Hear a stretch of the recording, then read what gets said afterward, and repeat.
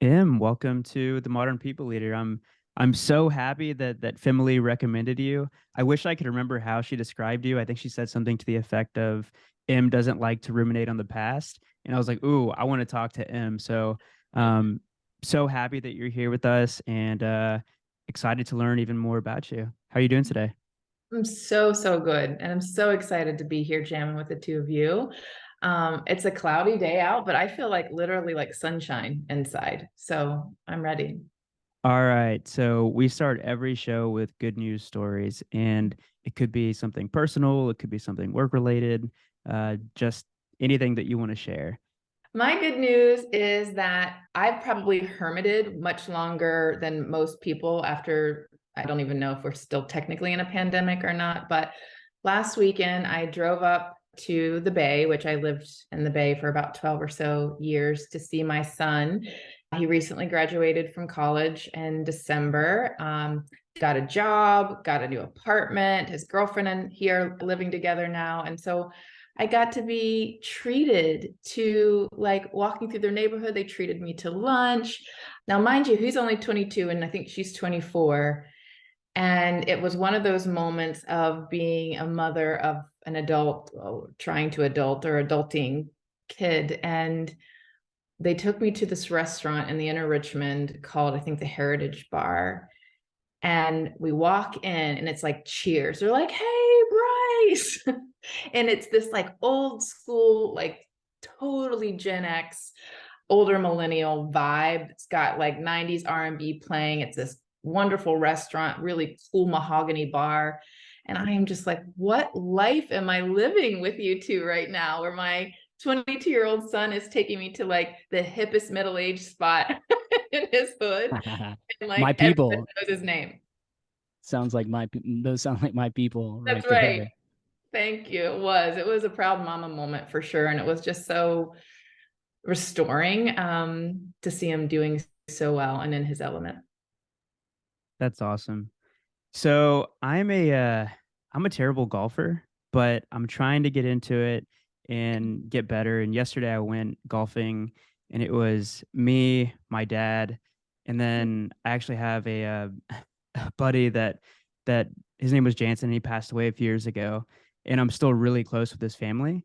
So yesterday his brother and his dad came with us, and it was a lot of fun. It's been almost 4 years since he passed away, and it makes me like even like nervous even talking about it because I don't usually talk about this, but it just gave me so much joy getting to hang out with his brother and his dad, and just the fact that I've been able to get a lot closer to his family over the last few years.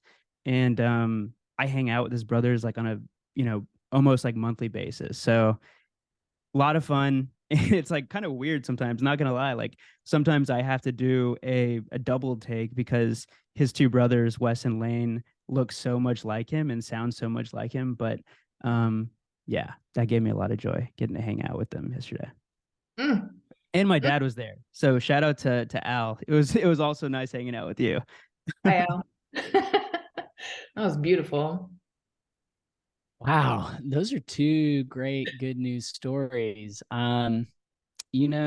Today I am feeling this is on the fly. Usually I do have a scripted piece of good news. Today I've had an incredibly difficult week Mm, and on many levels. And I reflected to the last time I had like a similarly difficult week, which I think the closest comp for me would be like 2013. And I assess because sometimes it's hard to see progress, right? And sometimes it's hard to see positivity when life brings you challenges. mhm. And I looked back. I don't, I'm a part of a lot of accountability groups and people. I've been asked a lot of questions, so it's probably just front of mind for me. But I looked back to my life in 2013, which is probably the most recent comp of like where I'm at today, and it was my life was chaotic. And when I look in comparison, I'm like, wow, this is totally different. Like back then, I didn't have a lot of hope, and I was very down on my luck. And today it's just like equally as difficult as some of the challenges I had back then, but everything else is different. So the challenges might be similar, but today, like everything in my life is different and beautiful and positive. And I'm just going to take, that's my good news, is today I can take on the heavy things that the universe brings me, and just be in a much better place, and okay with myself, okay with others in my life, and secure in with what's going on in the universe. And so that's my good news. Mm. Oof, that was good too. I hear like gratitude and faith and trust in there. That's beautiful. Wow. It's only up from here. And I can attest to all of that. I've been uh, pretty close with Steven over the last 10 years. And if I had to compare, 2013 Steven with 2023 Steven, I'd say there's a lot of growth and progress. So uh, Well, thank you both for yeah. those words. All right, so I want to hear the story. Your story I thought was pretty fascinating, and every once in a while I have like a prep call with somebody, or even doing these podcasts with somebody, where at the end of it I realize, like, we just went like 25 minutes over. We probably spent like 55 minutes on our prep call, and it was supposed to be 30. And B, I was like, oh, I feel like I really connected with you, and I feel like, I don't know, like it felt like you see me and I could see you, and I know that that's a big part of what your business is about. So tell us the story. How did your story lead you to co-founding your HR academy, Annem? Absolutely. Thank you for that. And I felt very similarly. I call those kindred spirits. It's just that moment where it's easy to be and share space, and it feels very reciprocated. So thank you for that, because I was nervous then too. Okay, so my journey, gosh, I think it's important to share as a starting point that I come from a family of civil servants, nurses, teachers, social workers, and veterans. And so it's kind of like in my blood to be of service in some way to others. And so the other part of me that's just core to my DNA is my desire to absorb information, digest it, and regurgitate it in a way that it makes it easy for other people to understand. And two examples come to mind. One, when I was young and I went to like Sunday school, and where they were teaching some morality lesson, and I came home and I wrote a book called Attitude, and I spelled the title wrong. It was ADD instead of ATT, because in my mind I was like 7. It's like, it sounded like attitude. And then I gathered my neighbors and I started teaching them the things that I learned that I had written down in this book. No one asked me to do it. It comes forth from my soul. It's always shown up no matter what role I've had. After I went into college to go into communications, I thought I wanted to be a PR person, but then I quickly fell in love with psychology. And so that's what I ended up getting my degree in. And then I graduated and I joined the Gap as a cashier. It was my first job. And I was quickly promoted to assistant manager. They sent me to some training. I came back and I saw that we had this situation with our lead cashiers where they really were not really communicating effectively, and they were getting into a lot of conflicts with one another. And so I decided to leverage the training that I had learned and create a communication and conflict resolution class for all of our leads, just because. So that's just a pattern that's run through my life. And professionally, my core skill is like change management, project and change management. I spent the first maybe 9 years of my career at Gap in an operational role while I played in the spaces of HR. And then I finally made my way into HR right around the 2008 debacle of a year, go Obama, and made my way officially into HR and did tours of duty through almost every functional area of HR over the preceding years, all the way till the present term. So if I were to say I'm an expert in anything, it really is the world of HR. I feel like I know it inside and out, and I know corporate America inside and out. One of my last things that I did at Gap that I'm very proud of, and I have people still coming to me to this day saying, I took your class. I was really moved by this book by Sean Aker called Happiness. Our boss, I was sitting in talent management at the time and learning and development and owning leadership and professional development programming. And she's like, I think we need to build a course on this.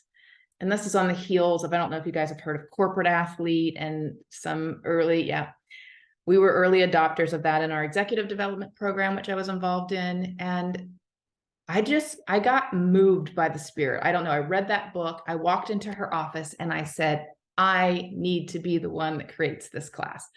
And she's like, well, I already gave it to someone else. And I'm like, well, we're going to have to figure out how you ungive it. I wasn't talking like that, but she could just feel my energy. And so that person was luckily overwhelmed with all the other projects she had going on and happily let me take this one and run with it. So over the course of about 3 years, I created an academic wing called Happy Healthy University. And it was all around the science of essentially well-being, high performance. The marquee class was a 21-day boot camp called The Power of Positivity, and it was a combination of several books and about 16 science-based practices that I taught people over the course of those 21 days. And that was well before multi-week programs. This was about 2013, before multi-week programs were really a thing, or remote learning, if you can even believe that.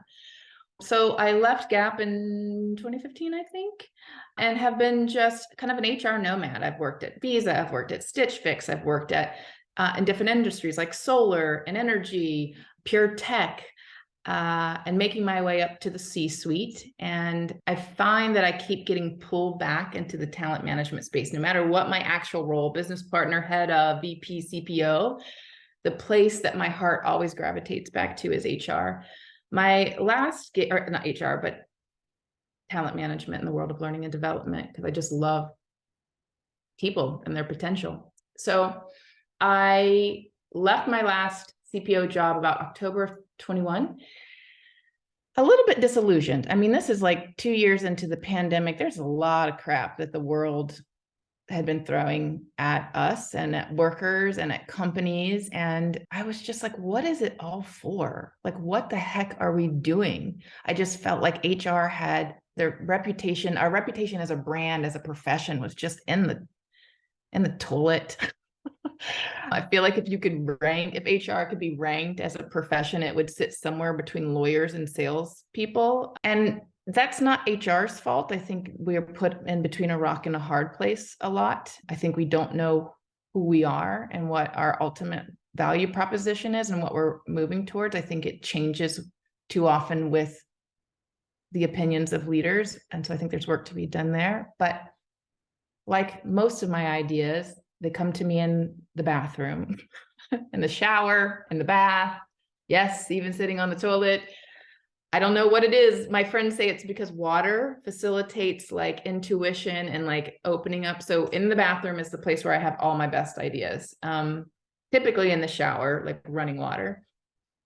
And I just had this moment where it was super clear to me that part of the legacy that I have yearned to leave is making the lives of your average worker better.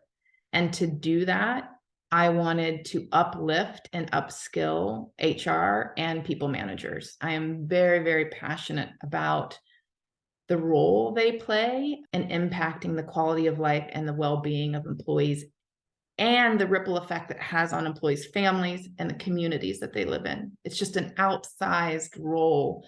And I also realized that as I made my way through startups and other mid-sized companies after leaving Gap, we're sitting on an epidemic of a lack of development for HR professionals. I mean, you can go get your SHRM certification, you can go get kind of the compliance kind of development, but who teaches you how to be a high integrity HR professional? There is no place that does that. You learn it on the job, and you often learn bad behavior, not good. And then it's always been the holy grail to provide quality people manager development. The state of the union from a people manager perspective is also in the pits. The lack of trust, the lack of care.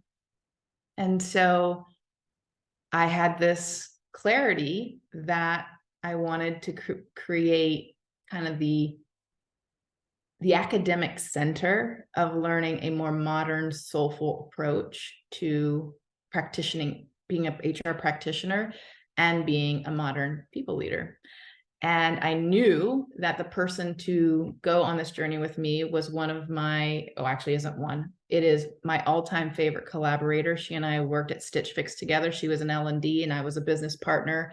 And we did some of the coolest work in talent management together because we were like each other's muses. Like there wasn't anything that we couldn't think of and do. And so I called her up and I'm like, kind of a weird idea. And she's like, I already know what you're going to say. I'm like, really? And she's like, yep. And then I get COVID. We can't talk for 2 weeks. We finally get on the call and I'm like, I want to create an HR academy. And she's like, I knew it. And so the rest is kind of history. I mean, we've been working to kind of build the infrastructure around the academy for the last 9 or so months, get out the word, build the audience, the brand awareness. I will say the receptivity has been really humbling. There is a hunger out there, it seems, that people realize there's a vacuum in this space. Companies aren't developing their HR people, and they're definitely not developing their people managers. And so, yeah, that answered the question. I'm so sorry for the long way around. I was caught up in the story. I'm over here typing away, taking notes, and I'm like, oh, I don't even remember this part of her story. This is great. So no, thank you so much for sharing all of that. And you mentioned that you can get your SHRM certificate, but there's nowhere that you can go to learn how to be a high integrity HR professional. And you want to create this academic center for a more modern, soulful approach to being a people leader / HR practitioner. So I'm just curious, like I know a little bit about the HR Academy, but for our listeners, I think that it's quite unique in the type of learning that you provide and that you offer. Can you share a little bit about those learning paths and about the academy and how it's different, how the skills are different from what you're going to find anywhere else? Yes. So I think the one thing to be expected is that we're teaching, traditional functional or domain skills. We're talking about comp, we're talking about recruiting, we're talking about onboarding, we're talking about DEI, we're talking about talent management and performance management. So those core parts of HR that everybody needs to be a part of any functioning HR department or company. The spin on that, though, is that we are teaching the most modern versions of those practices, the ones that are already building in inclusion and equity and understanding the nature of being human and creating a compassionate and what I call low friction employee experience. So that's the side of the house that is more standard or status quo, but we're going to be doing it in a way that we hope moves the needle, because I've been spoiled in my career to work for and get to lead organizations that were open to more progressive HR practices, more progressive employee experience practices. But I've also had a recent experience working with a more conservative company and realizing that there are more out there that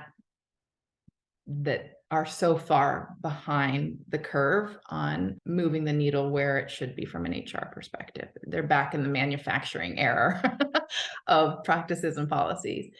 So there's a lot of work to just educate and bring people up to kind of where the line is now. And that's exciting. The side of the house that I think is our unique value proposition is we're not teaching people just the what and the functional skills, but the how, which is what we call the inner being. You can be spicy and call it soul development, but it's the place where you ground yourself in kind of the practices that allow you to be consistent, grounded, self-trusting and trusting of others. It's a place where you can operate from this place of what I call the zone of grace.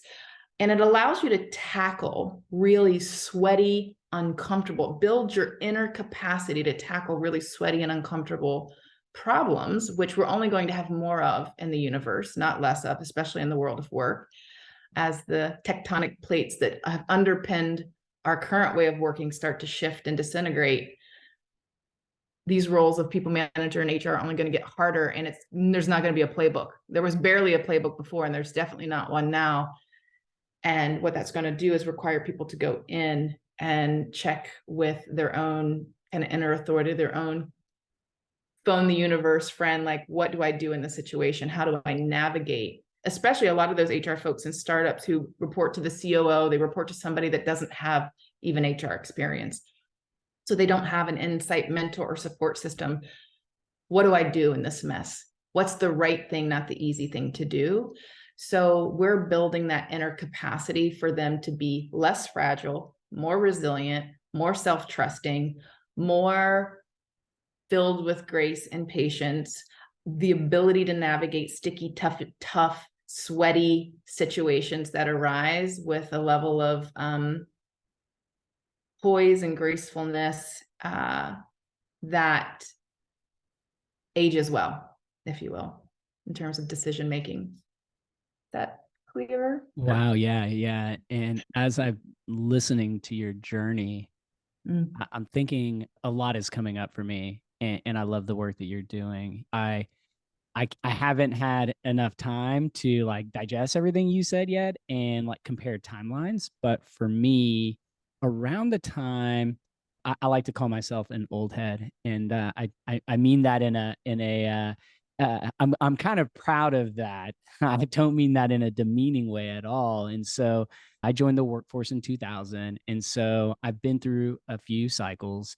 And as you were describing, and I've spent a career in HR as well. And so as you were describing this kind of revelation that you had that HR just needs to be better. Like I remember having those feelings like, what the fuck? We are doing such important work and people call us the back office and people tell us our job is hiring and firing. Like I don't think those terms were referred to as much today, but I'm pretty sure those words are still being used to describe the people function. But back then it was like if you did the work we do, I remember being frustrated and disappointed and feeling like this has to be better. And for me, that extended. So I was also having this kind of epiphany that like we spend more time with the people that we work with than we do our loved ones, and we should enjoy. Like so many of us dread we can't be, especially back then, we can't be the people that we want to be in the office. And so we're this different version of ourselves, and we have these interactions, and it's just not bringing joy to so many people. It's a beat down, and it just doesn't make sense. And so I want to get sweaty. I want to get uncomfortable to kick this off, because typically we kind of ease in, but I'm going to come in hot a little bit here. And I want to talk about the state of humanity. And I want to talk about the state of the workplace. And one of the things that you've said that really jumped out to me is that we talk a lot about business and the employee experience. Like that employee experience has definitely been a buzz the last few years. But you believe we should be talking more about humanity and what it means to be humans working. And so to you, what does that mean? What does it mean to be humans working? I love it. In a word, energy. Our most precious resource is not time. It's not money. It's our energy. It's our ability to generate energy, to focus on our work, our relationships, our creativity, whatever it is that we want and desire and our goals. Energy is the foundation of that.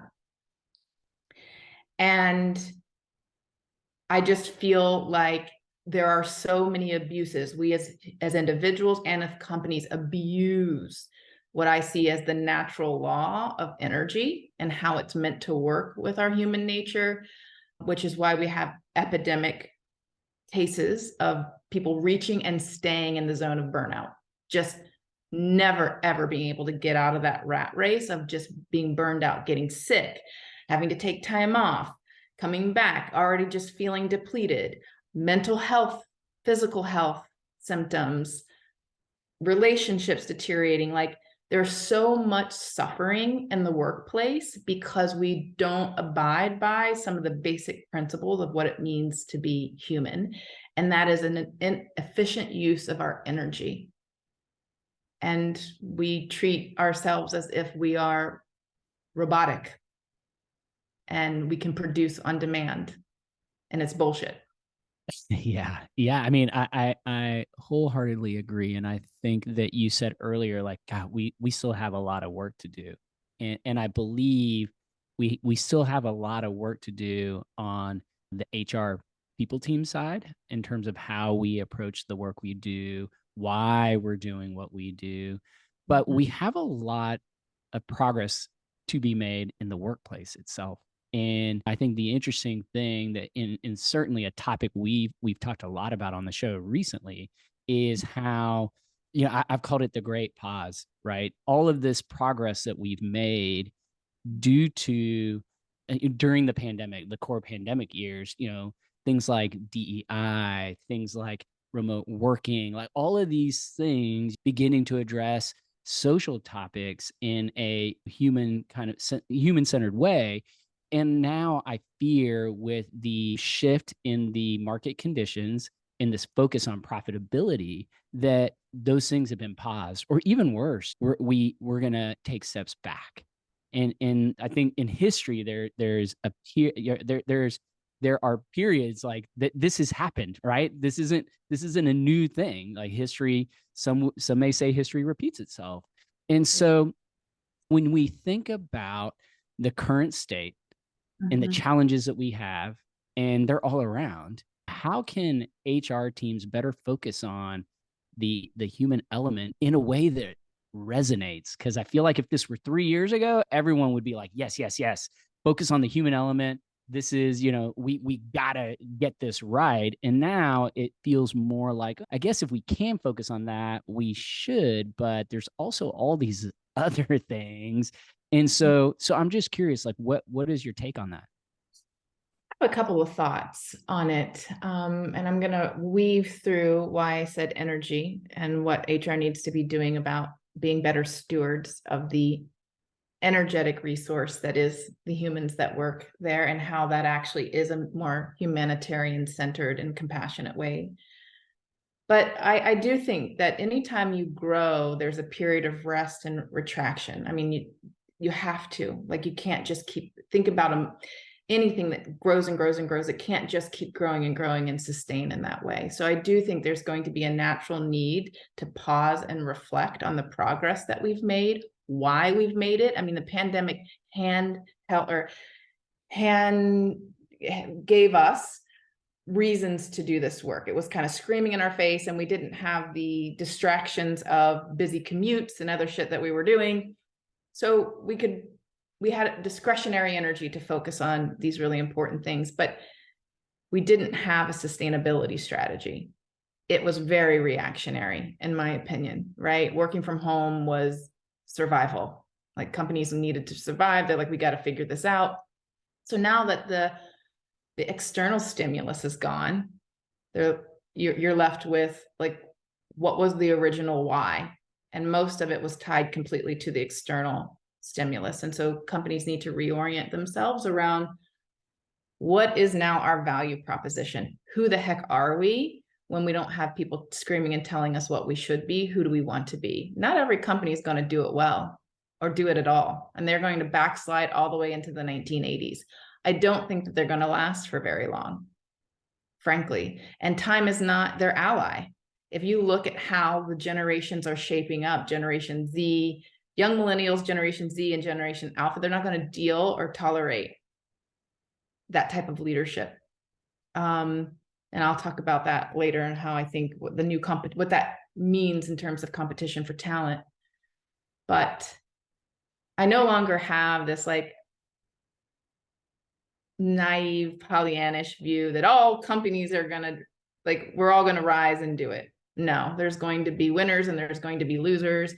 And I'm okay if some companies don't make it as a result.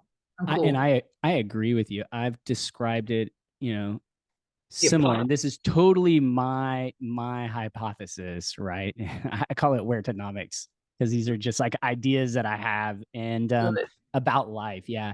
And I believe that the innovation that we've seen in the workplace, that this is for me, a similar time compared to when Amazon, like after the .com bubble burst, right? And it was like, wait a second, dogs.com and garden.com, and not everything will be .com, but there were some clear winners, some business models that stuck, like Amazon.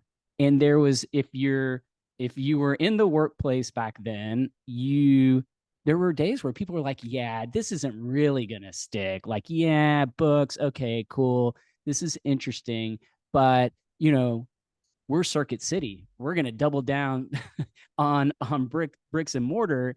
Most people listening to this might not even know what Circuit City, who they are, and that's because they no longer exist, right? And it was something you said earlier that there probably will be some companies that go back and are like trying to bring back the 1980s model, but they're not going to survive it. And I agree with you. I think it's going to be painful. I think there's going to be resistance, but it's going to be this time where fast forward 5 years, 10 years, people are looking back like, that was so obvious. How did people coming out of the pandemic think that this wasn't going to be the way of the future? And so I totally agree with you.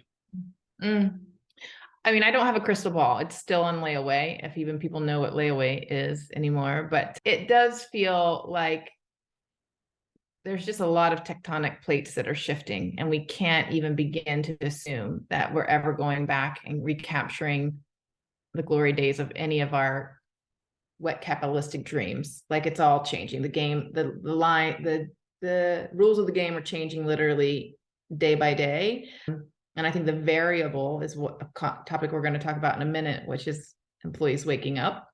But before I get there, I do want to share about what I meant about energy and the role that HR can play. And I think this creates a win-win. Companies don't like waste or inefficiency any more than a regular human being does, right? Like, that's less time for people to be creating impact in their roles and in their teams. But what I see as just a basic kind of entry point that we need to right size is how high friction we create parts of the employee experience, from recruiting, where job descriptions, have you read through Indeed job descriptions? These things look like Frankenstein's, copied and pasted from a variety of who knows what similar sounding jobs. Employees candidates are trying to read through the lines and being like, is this the actual job I'll be doing? Or when I get in, am I going to be doing another job, which is the bait and switch is real? To onboarding, which is whether it's the tooling and resources to just the way somebody is immersed into the company, the people that they'll be working with. I have had some recent horrendous onboarding experiences as a high-level person coming into a company. And I just think from an HR perspective, what a waste of our time and energy, because we all know that tenure and longevity is tied to how well somebody is onboarded. Yet we just kind of throw them in. We don't think about, from a compassionate human lens, who do they need to know? How do we build a plan that allows them to slowly acclimate? And I kind of think about it like recruiting and onboarding. To me, I like to use analogies, and I think about companies and organizations like a body. So recruiting and onboarding are like organ transplants. And the kind of organ transplants that we're having right now are like 1950s abortions. You're going in a very dark room. There's a light on a string swinging. The surgeon's coming in. He's got blood all over. I mean, it's just very graphic. But the idea is that it's a dirty, you may not live, you may not survive this transplant. And here's an Advil. I hope you get better. Like an ice pack and an Advil. That's onboarding in a lot of companies. They give zero care and attention and regard to how we're going to set this employee up for success. That to me is a high friction employee experience. Another place where companies are failing and in terms of creating high friction for employees to come do the job you've hired them to do is the tooling. If you are a couple thousand person organization and you're still using Excel to do massive movements of data and manage process, those employees, I'll tell you right now, are miserable. They're absolutely miserable. We did a study at Stitch Fix where I had a tool that we did a pulse every 2 weeks, all through our fulfillment center, our supply chain. And it was basically, how happy are you on a scale of 1 to 10? Not my favorite question, but at least it gave us a point in time. And we could map it down. Anytime there was a system outage, happiness tanked. Like employees want it to be easy to do their jobs, not high friction. They want to come in and do good work. Often I just think that the ecosystem and the supporting infrastructure that we offer employees is totally 1980s and really needs an overhaul. And it's not big things, it's small things. But anyway, that's my soapbox in terms of low friction or high friction. And that to me is really showing respect for the resource that you've now procured. This is a human being who has hopes, dreams, wants. They want to come in, they want to do a good job. They want to have stability. They want to be thought of highly. And you basically are tying both hands behind their back and then slapping them when they can't succeed. And I see it time and time again from an HR perspective. And when I read exit interview notes and I hear about their high friction experience, it just makes my blood boil. It literally just makes my blood boil because it's unnecessary. And I hate unnecessary stupidity. Totally avoidable. Totally avoidable. Anyway, there's my soapbox. I'm off we're, of it we're now. here for the soapboxes. And one thing I love about this show is it feels like a lot of the conversations that we're having are extensions of past conversations that we've had. So we talk about energy. We had an episode with Libby Fumara, and she described the wobble scale that her company had created for managing energy. Or I think about Crystal Boyson, who we talked to earlier this week, and her one word close was energy. And she talked about the human energy crisis. And then I think about Sarah Gorjau, who we had on, I think it was like November, December. And again, we were talking about energy. And what I love about what you're describing, and again, going back to like the Sunday school morality lesson, and about the attitude, and you gathered your neighbors and started explaining to them in an easy to understand way. Now when I hear somebody talk about energy and how energy is low, I think about all the high friction points in the employee experience. And what I hear you saying is that if companies are thinking about the employee experience that way, like how do we make it as low friction as possible so that people can sustain and maybe increase their energy levels because we're making it easy for them. I don't know. I think that you're doing a good job. Yeah, exactly. So, but I do want to, I know we don't have much time left and there's a lot more that we want to cover. One thing that we talked about in our last chat that we spent probably a good 10, 15 minutes chatting about is just leveling up our consciousness. So when you say that, what does it mean to level up your consciousness? So I'm going to start with a quote, which I think summarizes what I mean, and then I'm going to break it down based on what I have come to experience its meaning again. Not an expert, just a journeyman, but I've been on the journey for a minute. And it's a quote by Carl Jung. You may have heard it. It says, "Until you make the unconscious conscious, it will rule your life and you will call it fate." So when I think about up-leveling your consciousness, it's taking the blue pill, right? It's saying that it's recognizing that we are all both victims of and fully empowered to own our experience. I think it involves exploration, a formal study, contemplation, experimentation, and practice. But for me, it comes down to the ultimate kind of responsibility in life is to own your shit, to notice the patterns that you're finding yourself in that keep you suffering, keep you ill, keep you feeling disconnected, keep you feeling triggered, and decide to do something about it. To notice that you're not just a victim of these things, that you are playing a role in perpetuating your own suffering, and that you have choice. I think that it's about understanding and managing and respecting your own energy boundaries versus letting other people dictate that to you. I think the really heavy stuff requires an exploration of the parts of you that you find unworthy or unlovable, and integrating those back into your conscious experience, and not seeing those things as less than, but your superpowers, the things that really allow you to rise above any tragedy or circumstance or trauma to what it is to be ultimately human, which is like life is not promised to be easy to any of us. It's going to knock us all down. We've all been conditioned. We've all been conditioned since the moment of our birth. But that conditioning is lies. It's not all truth. And it is up to us to investigate that and find out what the truth is ourselves. And I feel like the meta thing happening with the destruction of the trust in our institutions that are supposed to be the people holding truth stick, right? Government, politicians, although that's a joke, but you know what I'm saying? Like, we're supposed to trust that they're telling us the truth. Even companies and corporations, we've been disillusioned over and over and over again by them. And I think all of that is turning it into us to say, you are ultimately in charge of what truth means to you, and honoring your own truth, because that's really all you've got. And that's what, to me, waking up means. It's taking that blue pill, doing the hard inner work, integrating yourself, and letting your light fucking shine. That really, really resonates with me. I don't know. I guess I had this waking up moment maybe a few years ago.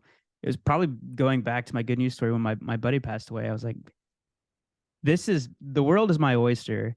And if I want to, whatever I want that life to look like, I have to start making steps towards that life and do the inner work, going to therapy, meditate, exercising, taking care of my body.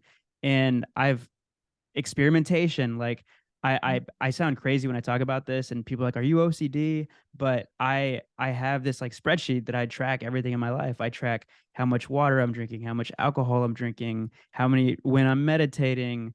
I track like how I'm feeling every day. I track how much work I'm getting done.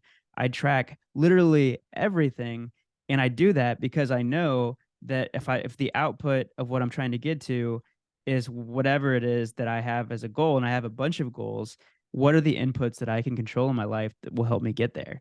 And I can see if I'm doing these things or I'm not doing certain things on certain weeks, I'm not getting as much work done, or I'm not getting closer to my goal. I'm not, you know, building the relationships with the people that I'm not spending enough time with family or friends. Like, I don't know. You're right. It was once I woke up to that, there's no going back. Like now I can't really see the world any differently.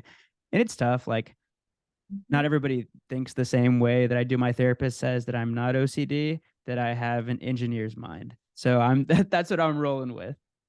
I don't like labels. Labels, I mean, they're helpful to an extent, but I do also find that they are limiting, right? And who cares? Even if you were OCD, the more important part of the story is that you have found a way to hack your well-being and your pursuit of goals. That's the headline we should be focused on, not what label you have as to why you do it that way. And that's why it's beautiful, like to hear you say that. Also, I love a good spreadsheet. People make fun of me. All my plants are on a spreadsheet. They all have names, when they were purchased, where they were purchased from. Can you introduce us to your plants? I can't. Can you see this one? This one's Birdie. Okay. This one's Diana. That's Your Majesty. And this is Stevie Wonder. Love Ooh. Did you say Stevie Wonder? I think that's my favorite. Yeah, it's a lemon lime plant. I love Stevie's vibes over there. Yeah, Love it. yeah, pretty Well, darn. guys, this conversation is kind of blowing my mind. And if I go back to my good news story, which was unscripted, just kind of on the fly, I shortly after I kind of reached I had these really set of challenging circumstances in my life in 2013. Hit a bottom. A guy who's now very, very close to me shared with me a PDF document from a former Jesuit priest that was in India. I'm probably butchering the story. His name is Anthony DeMello, and the PDF was called Awareness. And I read it, very dense, and it's not even a book. It's like someone took notes of a conference, a speech that he did at a conference, and essentially the concept of awareness is that humans are sleepwalking through life until they have awakened. And the human condition is to stay asleep. And there are systems in place that are actually, they're a force to stay asleep. And when you awaken, it's really, really painful. It's a really, really painful experience, hence why it's easier to just sleepwalk through life. And similar to the experience that Daniel just shared a little while ago, but once you awaken, you can no longer sleepwalk. And so the question is, are you going to suffer in this awakened or this heightened sense of awareness state, or are you going to do the work to kind of change the mindset? And so for me, I had to get to a very, very low to awaken from my sleepwalking. And I realized then why it's so hard. It's a gentler path, but it's also a difficult path. And so when I start to think about the work you're doing, I'm really curious, like, how can people begin to level up consciousness, and why is it important for leaders and managers and HR teams to go through this transformation? And I guess the last piece is knowing how difficult this can be, or at least for me, my experience of leveling up has been so hard.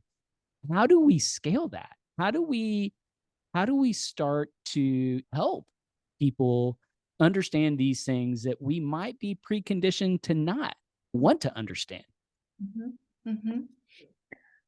Wow. Okay. So many good things. And I'm going to try to be as concise as possible because I know we're coming to an end.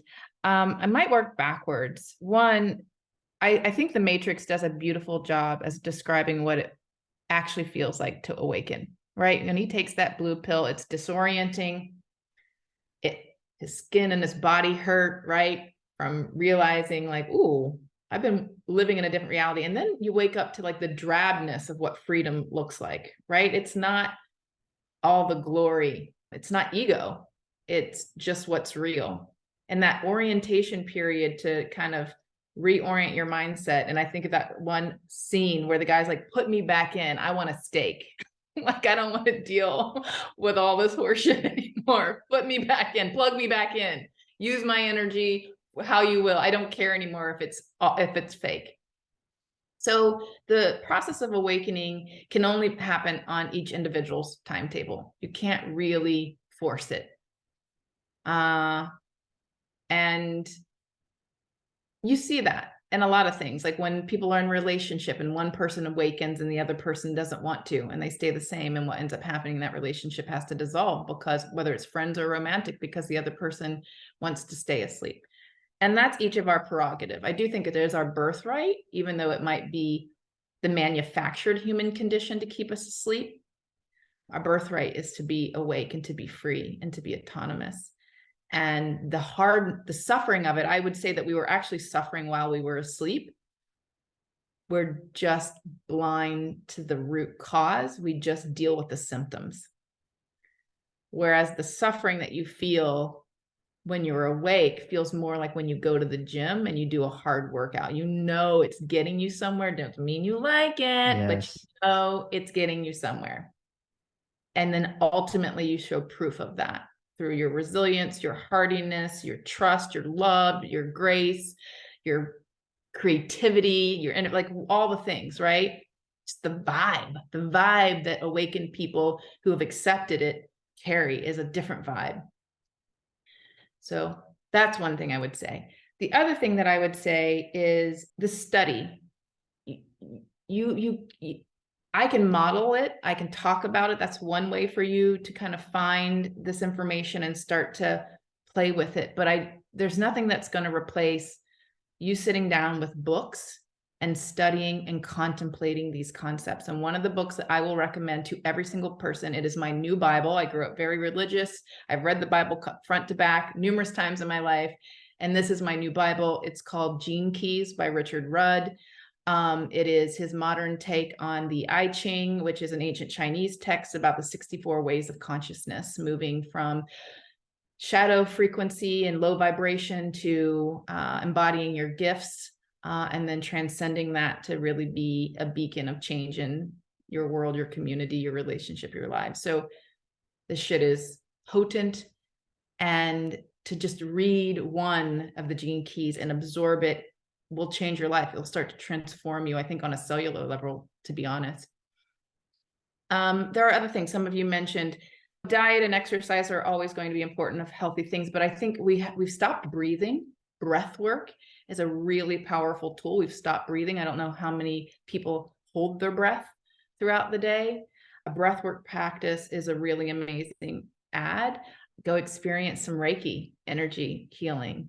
Go learn more about the vagus nerve and how it regulates your overall well-being, and how you can basically keep your vagus nerve in shape, which is the one nerve that connects essentially your brain to your heart. It's the only nerve that does that. Spend time out in nature, barefoot if you can. Like, these are just small things for the people that are like really early in their journey. Like old hat people are going to be like, that's so basic, but I want to provide basic stuff for people. But yeah, I feel like there's more I want to say. The other thing that I want to say about HR and people managers is, if you deign to want to lead a group of human beings that you want to trust you, that you want for them to give you their most precious resource, their energy, their life force, their creativity, as a modern leader, whether an HR leader or a people leader, you're going to have had to do the work.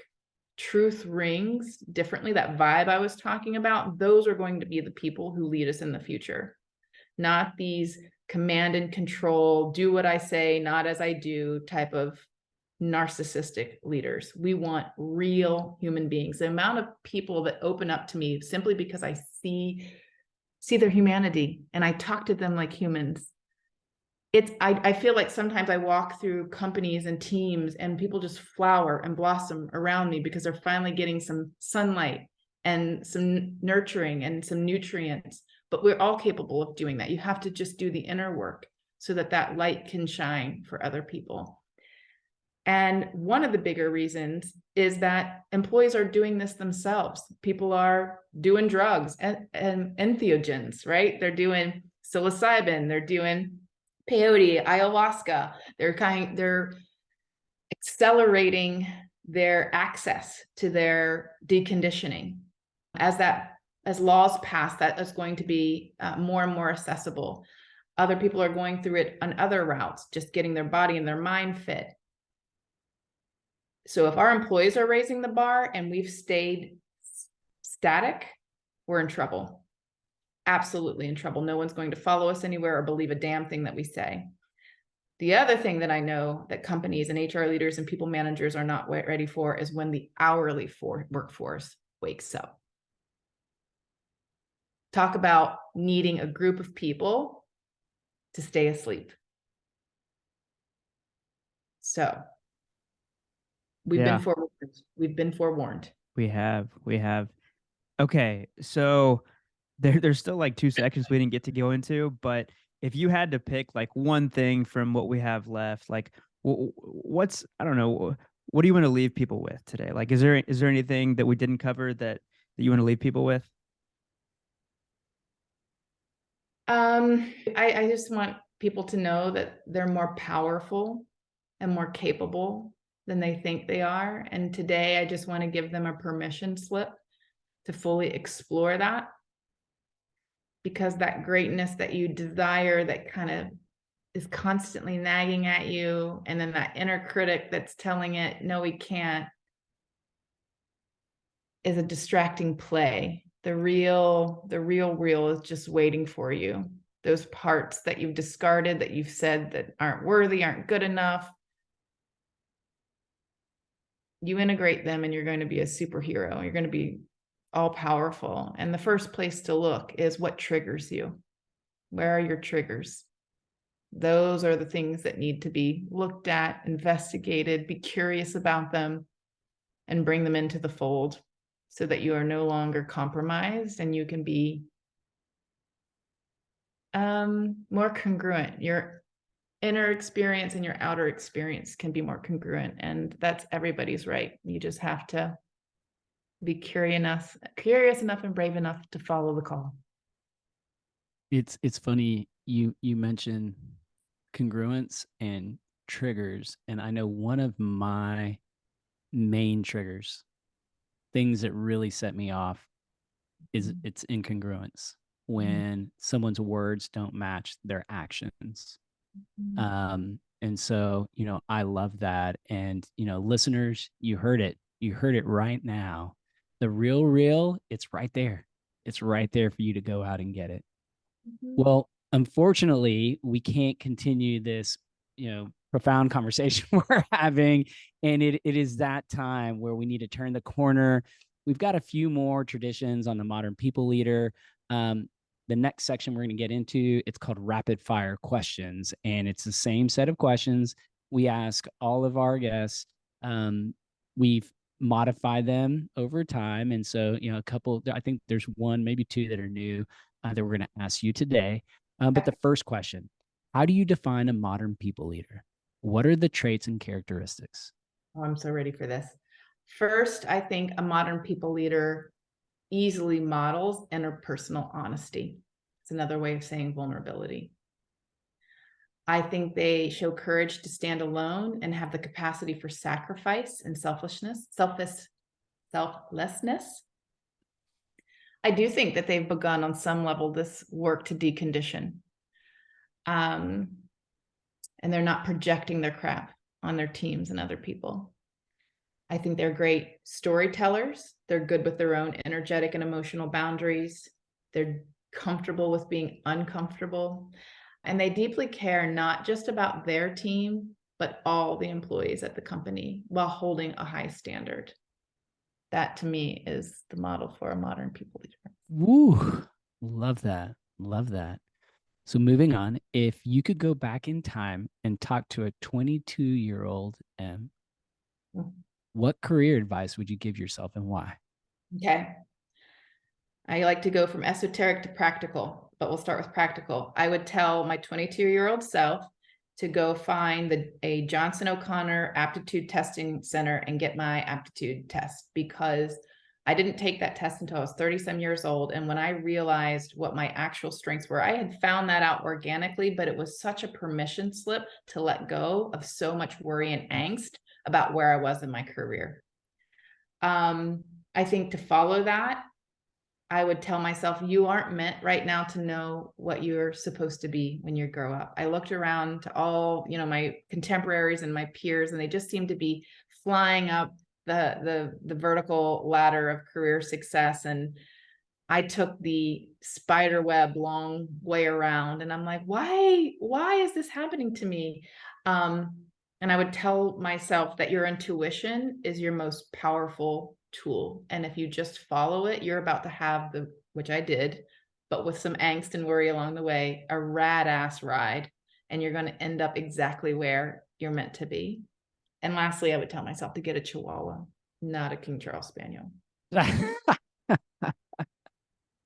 Amazing. Amazing. And so the last question, this is the new one. And, we were recently at a conference called Transform. If you haven't heard of it, you should look into it. And for our listeners out there in the people space, you should definitely attend in 2024. Absolutely amazing. And so this year's conference inspired our new question, and that is it. We're calling it future or fad. Of all the trends that we're hearing about right now, what's the future of work, and what is just a fad? So one element of the trends in the people space right now that you believe you truly believe is the future, and what is one thing that's fuzzy right now that you think's a fad? Oh, honestly, I'm not a trends person. I'm too busy like in the deep, dark, dusty corners of our human experience to worry about trends. So give me two trends, and if I've heard of them, I'll tell you whether I think that they're. Throw me a lifeline. I'm gonna. Okay, got you. Two trends. I'm gonna say remote working, and the second trend is generative AI. Oh no, people are lazy. I think generative AI is going to stay around. Sorry, that's very pessimistic, but anything, and I'm a big fan of whatever makes your life easy. So I think that's not a fad. I think it's going to get better. I think it'll up level our creativity. It'll be cool until it destroys the world. But that's okay. And then I grew up on Terminator. The remote work. I think we're going to meet. I think we're going to meet a compromise. I have been working remotely now since the pandemic started, and I will say that I recently got to work with some clients in the office, and for the first time, I was like, "Oh my gosh, I think I might miss being around people." And as much as I love wearing stretchy pants from the waist below every single day of the year while I do my work, I think we need to find there to be a balance. I think there could be a compromise, like it's mostly remote work. I think all the time for every role, remote work wears on people in a way that I think contributes to burnout. And that is not good long term. So kind of a fad, but we can save it, but not 100% a fad, but we can save it. Yeah. We're hearing similar things from other people, so I think you're onto something. Okay, All right, great. so we wouldn't even be here speaking with you today if it weren't for Family recommending that we talk to you. And the way that we got that recommendation was through this question. So who should we bring onto the show next? Like if there are one or two other people that um, you think people need to hear their voice and they have something different to say, something that maybe people are subconsciously thinking but maybe haven't fully like articulated, like who are these one or two folks that we need to bring onto the show? Well, selfishly, I want you to bring on Richard Rudd. Okay. But I'll just throw that out there. Richard, if you're watching. I have two really serious ones. I think, in all the years of working with companies and seeing all kinds of leaders of all shapes and sizes, one that sticks out to me as the model of this modern people leader that I'm talking about is this guy named Mike Smith. He used to be the COO and then interimly, I think at one point, the CEO of Stitch Fix after Katrina stepped back. So I think it'd be really cool to talk to Mike as what I think is he's the model. Like he is modern day leader. He brings out the best in everybody. It's amazing. The other person is Dr. Kristen Leash from Title Equality. If we're worried about DEI retracting, she's on the front lines of that, and their firm approaches DEI work differently than most firms do in a way that I think is sustainable and creates a win-win for companies. And I think she could be a really cool, she's an academic, but she's a very approachable. And it could just give people food for thought around their DEI work if they're worried about where it might be headed in the future. Love it. Thank you. Thank you for the recommendations. All right, so on to our last tradition, which is one word or phrase close. And because we have the benefit of having our Google Doc open and taking a ton of notes, I think me and Steven both have ours. So if you want some time to think, we can go first. I'm really good impromptu. So you go first, and then I'll see what comes up, kind of like a Rorschach test. All right, I'll take it then. I'm gonna say wake up and level up. Ooh, that's pithy. I'm gonna say own your shit. We started spicy, so I'm gonna end spicy. Spicy. I have to tell you that I led a team and we created our team principles, and we then created Zoom backgrounds, and one of them was own your shit. Like I have a Zoom background that says own your shit if you'd like. We need t-shirts or hats or something that say that. Trucker's hat, own your shit. I am just going, I think what I wanna, I think my word is, I think my word is just joy. Today I experienced like just the sweetness of being with two other human beings, talking about subjects that turn us on from the inside out, and just brought me a lot of joy. So that's the word I'm going to use today.